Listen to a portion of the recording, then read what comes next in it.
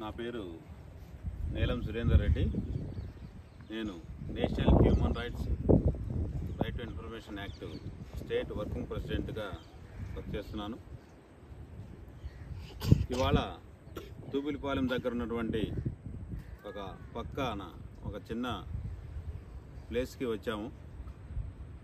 ఇక్కడ అనాదిగా గత 20 సంవత్సరాలుగా ఒక 9 కుటుంబాల వాళ్ళు దగ్గరదాపు వాళ్ళ పిల్లలతోటి 50 మంది జనాభాతో ఈ ఇసుక దెబ్బల మీద వాళ్ళ జీవనం సాగిస్తున్నారు.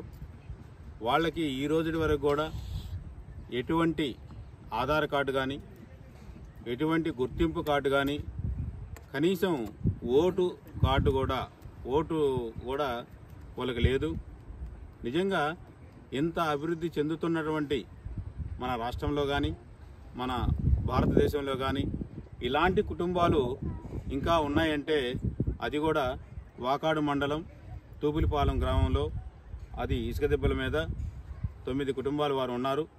వారికి అధికారులు వెంటనే స్పందించి వాళ్ళకి తగువైన ఇళ్ల స్థలాలు, అదేవిధంగా వాళ్ళకి అన్నిటువంటి గుర్తింపు కార్డులు, ఆరోగ్యశ్రీ కార్డులు, పెన్షన్లు ఇలాంటివన్నీ ఏర్పాటు చేస్తూ అదేవిధంగా వాళ్ళ జీవనం సాగించేదానికి ప్రజల్లో కలిసే విధంగా వాళ్ళకి ఏదో ఒకటి సహకారాలు అందించాలని వాళ్ళు వీళ్ళు సంవత్సరానికి అతి దగ్గరలో ఒక 10 మీటర్ల దూరంలో జీవనం సాగిస్తున్నారు. కరెంటు లేదు, ఇల్లు లేదు. ఇక్కడ గుడిసెలు కూడా చాలా విచిత్రంగా ఉన్నాయి. వాళ్ళు నైటు అన్నం తినేది కానీ పడుకునేది కానీ ఎడారిలో ఉన్నటువంటి ఇసుక దెబ్బల మీద అన్నం తిని ఆ ఇసుక దెబ్బల మీదనే పడుకుంటున్నారు. వర్షాకాలం వస్తే భయం వేస్తుంది.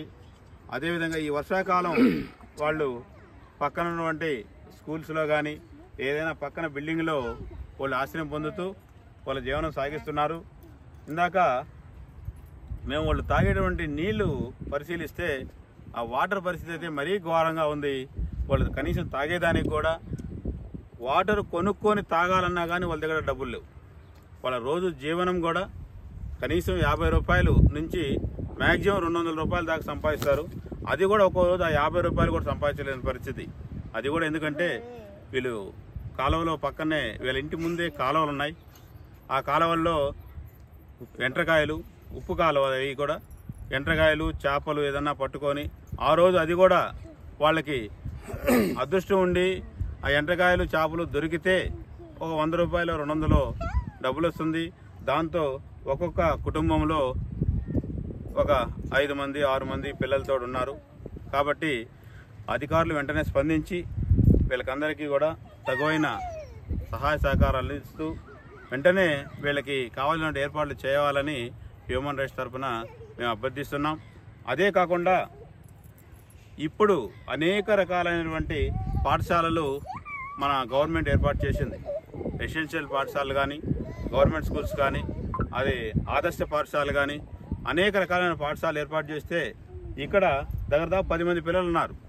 ఈ రోజుకి కూడా వాళ్ళు బడి ఎట్లా ఉంటుంది, పలక ఎలా ఉంటుంది, బుక్ ఎలా ఉంటుంది అనేది కూడా వాళ్ళకి తెలియదు. కాబట్టి ఆ ఎడ్యుకేషన్ డిపార్ట్మెంట్ వాళ్ళు కూడా ఆ పిల్లల్ని గుర్తించి వాళ్ళకి తగువైన ఆధారాలు చూపిస్తూ వాళ్ళకి ఎక్కడైనా సరే ఒక రెసిడెన్షియల్ పాఠశాలలో చదువుకునే విధంగా ఏర్పాటు చేయాలని నేను కోరుతున్నాను. అదేవిధంగా వీళ్ళకి ఉండేదానికైతే అస్సలు గూడు సరిగా లేదు, స్థలం లేదు, తినేదానికి తిండి లేదు. నిజంగా ఈరోజు నాకు ఎంత బాధేసిందంటే మన ఈ ఏరియాలో అంటే వాకాడు మండలం తూపిలిపాలెంలో ఎప్పుడు అనిత్యం ఎవరో ఒకరు సందర్శకులు వస్తూనే ఉంటారు. ఈ ఇసుక దెబ్బల మీద వీళ్ళని ఇప్పటిదాకా గుర్తించలేదు. అదేవిధంగా అమ్మ ఫౌండేషన్ అనేటువంటిది ఒక ఫౌండేషన్ ఏర్పాటు చేసి స్వప్న మేడం అనే ఆమె వాళ్ళకి అన్ని విధాల అందుబాటులో ఉంటూ వాళ్ళకందరికీ కూడా సహకారాలు అందిస్తూ ఉంది. ఈరోజు ఆమె మాకు ఇక్కడ పలాని వాళ్ళు ఉన్నారు సార్, వాళ్ళకి పరిస్థితులు బాగలేవు, మీరు ఒకసారి వచ్చి పరిశీలించాలి అంటే అప్పుడు మన జాతీయ చైర్మన్ అయినటువంటి డాక్టర్ ఎస్కే అబ్దుల్లా జిలానీ బాషా గారు, అదేవిధంగా స్టేటు వైస్ ప్రెసిడెంట్ మురారి మధు గారు, నేను స్టేట్ వర్కింగ్ ప్రెసిడెంట్గా, అదేవిధంగా ఈ మేడం గారు అందరం వచ్చి వాళ్ళని పలకరించి వాళ్ళ బాధలు తెలుసుకొని వాళ్ళవన్నీ కూడా అధికారుల దృష్టికి తీసుకెళ్తామని సవినయంగా తెలియజేస్తూ సెలవు తీసుకుంటున్నాను. Thank you sir.